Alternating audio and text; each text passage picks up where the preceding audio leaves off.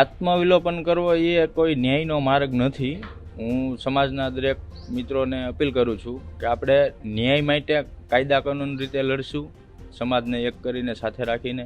આવું આત્મવિલોપન કરીને આવું કરીને આપણે ન્યાયની ઓલી નથી એક રીત.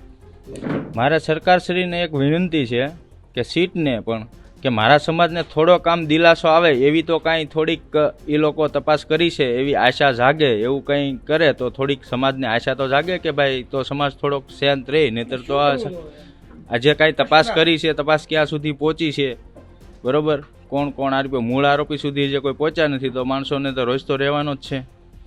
એમ કંઈક સરકારને હું એવી રિક્વેસ્ટ કરું છું કે ભાઈ થોડીક કામ સમાજને થોડીક આમ આશા રહી કે ભાઈ હાલો જે કાંઈ તપાસ થાય છે યોગ્ય દિશામાં થાય છે એવી તો કાંઈ પણ તો થોડી હજી દિલાસા મળે એવી હું અપીલ રાખું છું. હા, એ તો કોઈ જો એમાં તપાસમાં જે ખુલતા છે એને લેતા હશે, બરાબર. અમને તો કોઈને કાંઈ ખબર નથી, અમે તો મીડિયાના માધ્યમથી જે કાંઈ સાંભળીએ છીએ અને જોઈએ છીએ, બાકી અમારા સુધી જે કોઈ આવ્યું નથી પૂછવા માટે. બે પીઆઈને પણ સમન્સ આપ્યો છે સીટે, 17 તારીખે તેને જવાબ માટે બોલાવ્યા છે. આને કેવી રીતે જોવો? એ તો એની ભૂલ છે, જાણે જ છે પહેલેથી, ભેગા છંડોવાયેલા છે. આજે પીઆઈ ડાંગર અને પેલી રીમાબા ઝાલા ડીવાયએસપી, બરાબર. આ તો પીઆઈ પટેલને તો ખોટું ઓલું છે, પણ આ મુખ્ય તો આ બે જ છે લેડીઝ જ, પીઆઈ ને ડીવાયએસપી, બરાબર. તો એને હું તો મારી તો એવી માંગણી છે કે આ સહ આરોપી બનવ્યું જોઈએ, એને કોલ ડિટેલ તપાસી જે કાંઈ આ બધો ઓડિયો ક્લિપ ને બધું આપણે જોવો જ છો કે પહેલેથી કેટલું એને પોલીસે બધું આમથી આમ ભાંગરો વાઢ્યો છે, બરાબર. એમાં હું મારી તો એવી માંગણી છે કે આ બે પણ ભેગા સહ આરોપી બનવા જો, આરોપીને એટલું ઓલું કર્યું છે તો મારી તો એવી માંગણી છે.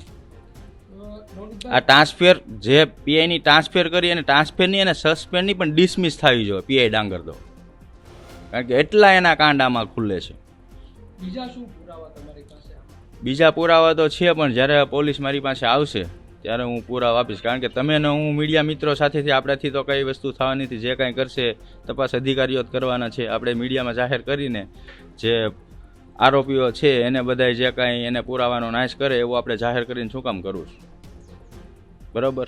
બાકી જ્યાંથી ષડયંત્ર રચાણું છે, જ્યાં સુધી માનો કે છેલ્લે લાસ્ટનો વિડીયો છે કે ભાઈ શરૂઆત એણે ફોનથી કરી છે, તો ત્યાંથી છેલ્લે લાસ્ટમાં જે એ બધા ભેગા થયા છે છેલ્લે વિડીયો ઉતાર્યો છે કે આરોપીઓ બધા અમે મારીને આ સારું કામ કાંઈ કરીને આવ્યા, એવો બધો વિડીયો વાયરલ કર્યો છે એ લોકો એના ફાર્મનો, બરાબર.